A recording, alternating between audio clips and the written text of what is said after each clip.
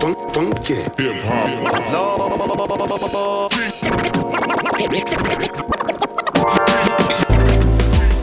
Hey everybody, welcome back behind the bar with me this evening, again, for me. Tonight, checking out a new brewery on the channel, I think. This is actually a collaboration between 18th Street Brewery and Transient Artisan Ales. I've had beers from both of these breweries. 18th Street is in Indiana, Mocho, and then Transient, Hammond, Indiana, and then Transient. Transient's in Michigan, I think. I'm not positive. Somebody can correct me below. I've had a couple of their beers. They've been good. But let's check this out. So this is a double dry hopped New England style, which seems to be my theme for this evening. Let's see if we see anything. New England style double India Pale Ale. Double dry hopped. Just give me an ABV. Nope. No ABV. So it's double IPA though. We'll see if we can pull it up, if I can find anything about it. Anyways, let's check it out. This beer also comes courtesy of my last review of my man Brian, who lives up in Chicago. He picked this up for me and sent me a couple cans. And dude, thank you very much. I greatly appreciate it. So I'm really excited to try this one. This pours out almost the same identical color as the other two beers I've drank tonight, which was M43 and then that Corridor Squeeze It. Maybe a little bit darker. This is like orange juice, pineapple. I mean, it's kind of an orangish. Yeah, it just looks like orange. It looks like glowing orange juice in my glass. I'm sure it looks darker on camera, but it is just like glowing yellow orange. Big flippy head, about a finger and a half when I poured it. Looks pretty much typical for the style, New England style IPA, guys. Looks exactly what you would expect. Let's dive in and see what it smells like. Wow, this one's a lot different than the other ones I've had tonight. I'm getting an odd... something odd. Like big, like deep tropical. Like pineapple is big in this. Guava, passion fruit. Maybe a little orange and tangerine. This is the weird. This is the most different of the noses of the beers I've had tonight. I'm getting like a really weird, like green apple, something like that. Like a green apple that's been sitting out for a little bit and started to brown a little bit. That's kind of what I'm getting on the nose. And I have had those recently, so maybe that's why it's sticking out in my head. I don't know. This is like, this is one of those odd noses. It's hard to describe it's so different.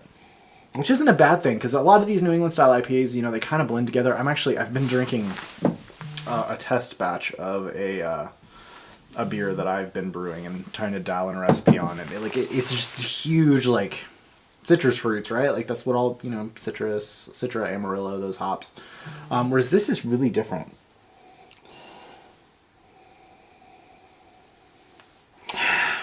Yeah, it's good. Let's dive into it, Brian. Thank you very much, man. Cheers.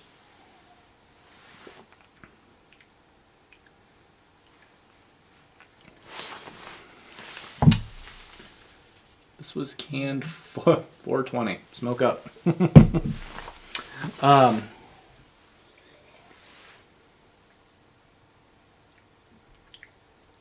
Yeah, I dig it. I'm getting a lot of the same notes though. Like pineapple. This is really dank though. Getting some of that dank, sticky, icky on this beer quite a bit. But big like tropical fruits like guava. I'm almost getting like a little bit of like honeydew and melon, pineapple. I almost want to like coconut kiwi kind of thing. And then I'm still getting that green apple thing. It's good. It's not in a bad way. It's good. This is a really tasty beer. I enjoy this. Good mouthfeel. Double IPA. You can't tell at all. Was it the Corridor beer that I drank? That one I got a little bit of booziness on. Just a smidge. A twinge of booze, if you will. But this one, I for sure get it.